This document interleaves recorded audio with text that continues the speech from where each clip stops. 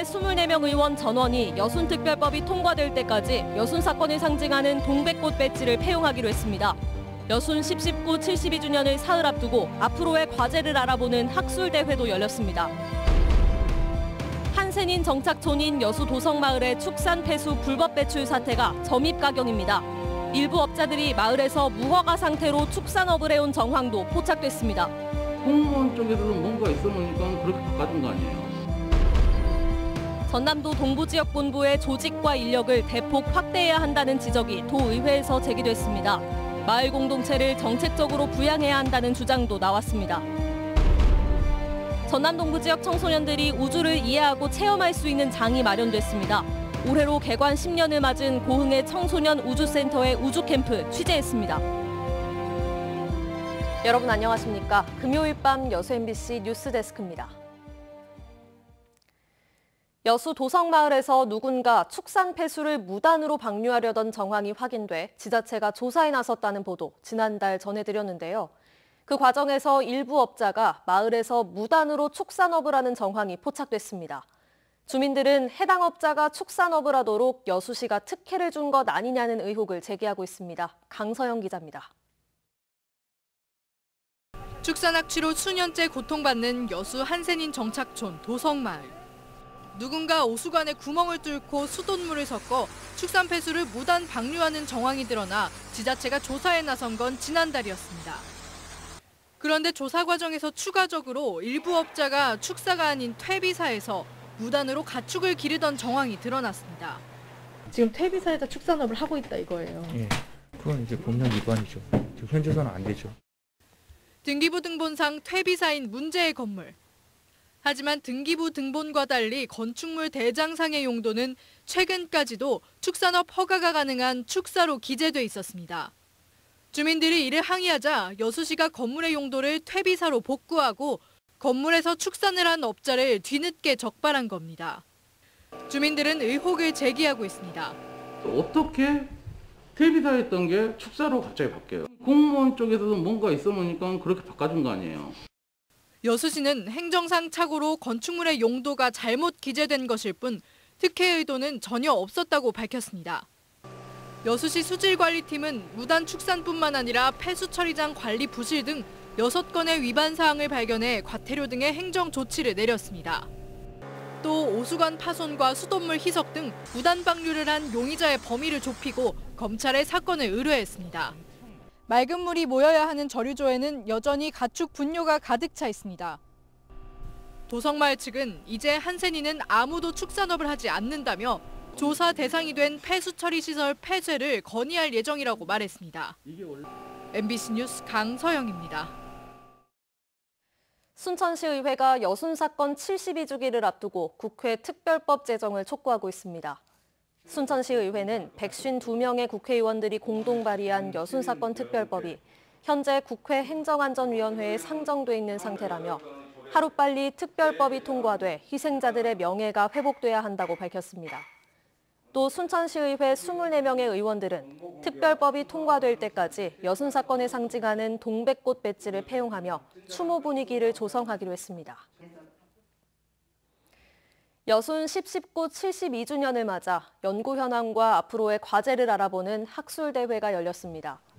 순천대 인물학술원과 여수 지역사회연구소가 공동 주최한 이번 행사에서는 각 지역 연구가들이 참여해 여순 사건 진상규명을 위한 쟁점과 전망, 연구 현황과 과제, 진실화회의의 성과와 한계 등 다양한 안건을 주제로 논의했습니다. 학술대회를 주최한 여수 지역사회연구소는 유족의 나이, 의원 구성 비율 등으로 볼 때 이번 국회가 여순 사건 특별법을 제정해 진상규명을 할 수 있는 마지막 국회라며 지역에서도 특별법 제정이 늦어질 경우를 대비해 사전 협의와 준비 작업을 해야 한다고 강조했습니다. 순천 시민사회단체들이 주민자치회 설치에 관한 조례 재개정을 요구하고 나섰습니다. 순천 YMCA와 순천시 주민자치협의회 등은 오늘 순천시청 앞에서 기자회견을 열고 순천시의회가 지난 9월 임시회에서 주민자치회 의원을 30명으로 제한하고 분회 설치 조항을 삭제하는 내용으로 관련 조례를 개정한 것에 반발했습니다. 시민사회단체들은 위와 같이 조례가 개정되면 풀뿌리 민주주의가 활성화되지 못한다며 위원 확대와 분회 설치가 가능하도록 조례를 재개정하라고 촉구했습니다. 또 다른 인천 지역 코로나19 확진자가 양성 판정을 받기 전 여수를 다녀간 것으로 드러나 보건당국이 역학조사에 들어갔습니다. 여수시 보건소는 인천 남동구 137번째 확진자가 지난 11일 여수에 있는 낚시점 등을 방문한 사실을 확인하고 접촉자에 대해 진단검사를 의뢰하는 한편 추가 접촉자를 파악하고 있습니다. 한편 지난 주말 여수를 다녀간 인천 중구 46번째 확진자와 접촉하거나 동선이 겹친 시민 200여 명은 진단검사 결과 모두 음성으로 판명됐습니다. 전남도의회 강정희 의원은 일관된 마을 공동체 정책 추진을 위해 5급 상당의 전문관 제도가 필요하고 인구 대비 복지 수요가 전국 최고 수준인 점을 고려해 사회복지직 공무원 인력의 확충이 시급하다고 지적했습니다. 전남도의회 신민호 의원도 경상남도의 서부본부 확대 개편 사례를 들며 전남도도 현재 동부지역본부를 현 환경산림국 포함 3개국 이상으로 확대하고 본부장 역시 정무부지사로 격상 배치해 조직과 기능을 확대해야 할 것이라고 촉구했습니다.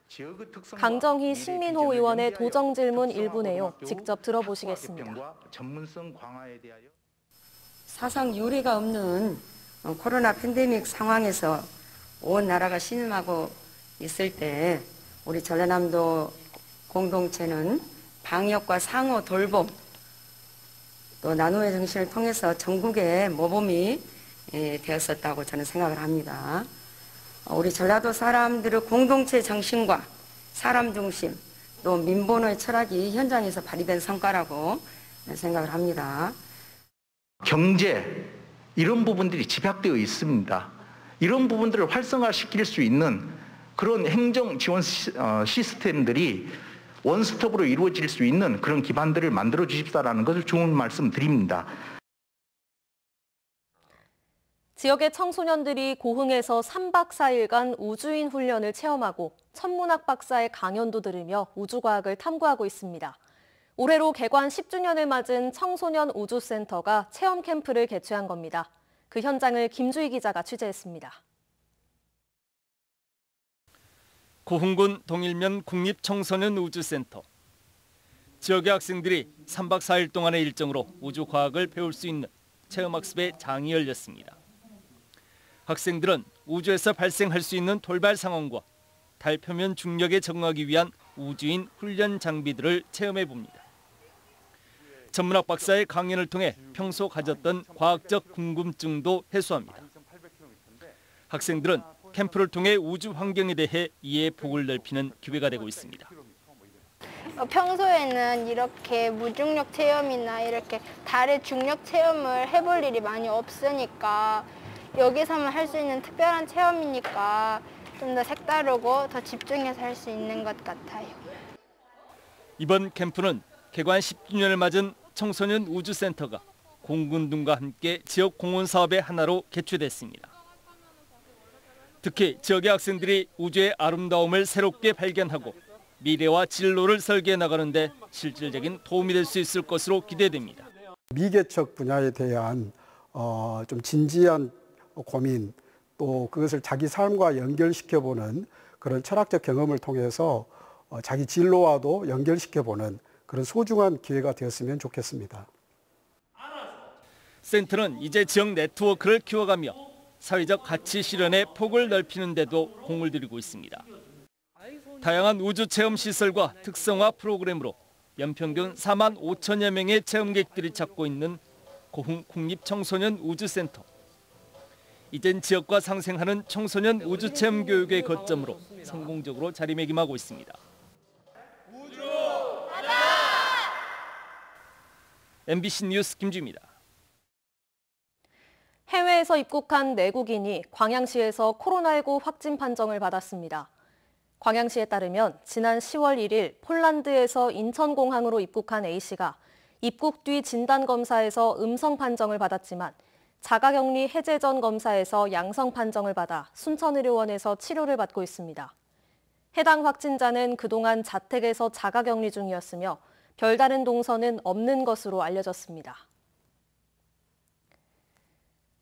광양시가 코로나19 확산을 막기 위해 설치했던 열화상 카메라의 오류와 수의계약 의혹에 대해 민관 합동조사가 마무리됐습니다. 민관 합동조사위원회는 결과 보고서에서 최근 3주 동안 실시한 조사를 통해 온도 감지가 허용 오차를 벗어나거나 생체 인식 기능이 꺼져 있는 등 문제를 확인했다며 검사 뒤 결과를 공개하라고 밝혔습니다. 또 제품 구매 과정이 공정했는지 합리적인 의심이 든다며 이번 의혹과 잘못에 대해 납득할 수 있는 행정적 조치를 요구했습니다. 광양시는 올해 30여 대의 열화상 카메라를 구입하는 과정에서 인식 오류와 함께 업체 2곳의 견적서만 비교한 사실이 확인돼 논란이 되었습니다. 초고층 생활형 숙박시설을 둘러싼 행정소송에서 여수시가 최종 패소한 것과 관련해 시민단체가 행정과 의정을 강하게 비판했습니다. 여수시민협은 논평을 통해 여수시의 행정이 건설사에 휘둘리고 결국에는 건설사 배불리기에만 일조하면서 난립하는 초고층 건물로 인해 시민들의 생활 환경은 갈수록 저하되고 있다고 밝혔습니다. 시민협은 또 여수시의회가 웅천지구 택지 개발 사업을 검토하기 위해 특위까지 구성했지만 활동 결과가 미흡했고 무분별한 행정을 제대로 견제하지 못하는 등 사실상 방관했다고 지적했습니다. 더불어민주당 김회재 의원이 하천 제방 등 시설 보수 지연으로 범람 피해가 커졌다고 강조했습니다. 김 의원은 국토교통부 국정감사에서 10년 전부터 섬진강 2곳 등 국가 하천 8곳이 제방 보강 구간으로 계획됐지만 방치됐다며 이 때문에 올여름 집중호우 발생 시 피해를 키웠다고 밝혔습니다. 또 관련 예산 감소와 관리구조 이원화 등 정부 하천 관리의 문제점을 지적했습니다. 더불어민주당 소병철 의원이 섬진강댐 방류 피해와 관련해 국민감사 개시를 재차 촉구했습니다. 소 의원은 감사원 국정감사에서 지난 8월 피해 주민 2천여 명이 국민감사를 청구했지만 감사원이 환경부의 조사 결과를 지켜보면서 감사 여부를 결정하겠다고 밝혔다며 고통받는 민생을 위해 적기에 감사가 이뤄져야 한다고 강조했습니다. 소 의원은 또 최근 10년 동안 국민감사의 평균 착수율이 11%에 머물고 기간도 7개월이 넘는다며 관련 제도가 유명무실하게 운영되고 있다고 지적했습니다. 광양시가 지역 4차 산업 육성을 통해 이른바 한국판 뉴딜 사업에 적극적으로 대응할 계획입니다. 광양시는 오늘 열린 4차 산업혁명위원회에서 드론 산업 활성화와 스마트 도시 구축 등 분야별로 자문단을 구성하는 한편 위원회에서 제시된 내용을 토대로 정책 수립과 공모사업 발굴에 나서겠다고 밝혔습니다.